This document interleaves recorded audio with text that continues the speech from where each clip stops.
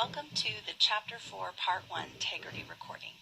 Today we're going to be discussing the difference between implicit and explicit attitudes. First, at a basic level, let me talk to you about what an attitude is. We define it as an evaluative reaction towards someone or something. Note that it's an evaluative reaction, an evaluation, so it can range from positive to negative.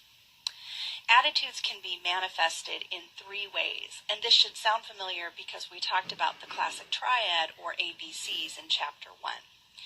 So attitudes can be manifested first as affect or emotion. So let's use an example of an attitude that is near and dear to my own heart, and that is my very positive attitude toward coffee.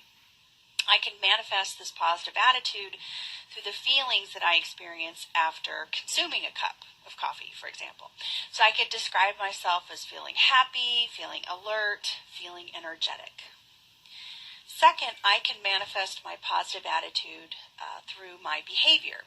If you were to observe me each day, you'd see that I prepare a large thermos of coffee each morning and I take it to work with me.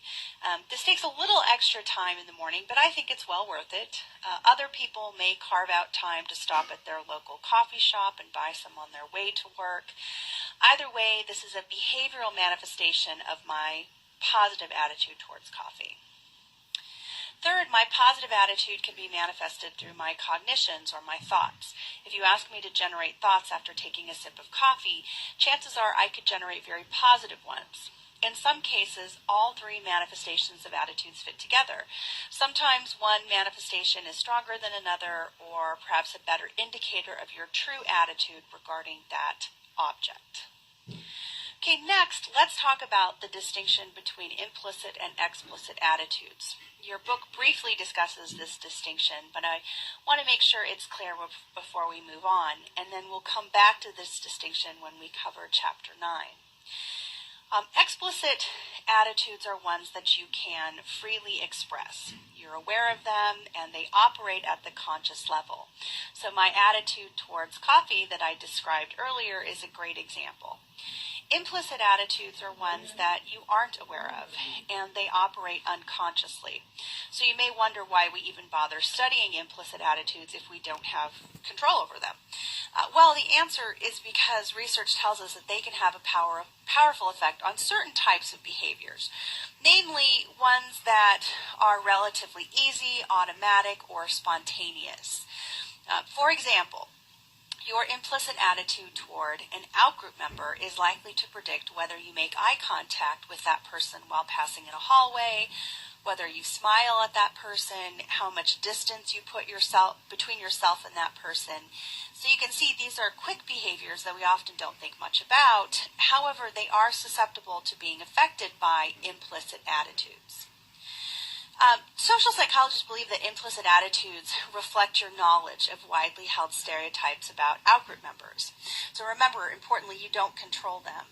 What you do control are explicit attitudes. So someone can hold very egalitarian views about outgroups, but also score highly on an implicit measure of bias. So this doesn't mean that they consciously don't like an outgroup member, but rather it probably means that they are aware of widely held stereotypes about that particular outgroup.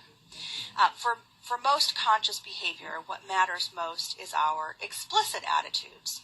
However, I've just given you examples of how implicit attitudes can seep into our daily behaviors, those quick and those very automatic ones that I discussed above. Generally, the distinction between implicit and explicit attitudes fits under the umbrella term of a dual process model. So this is an example of a dual process model, which we'll talk about in more detail now.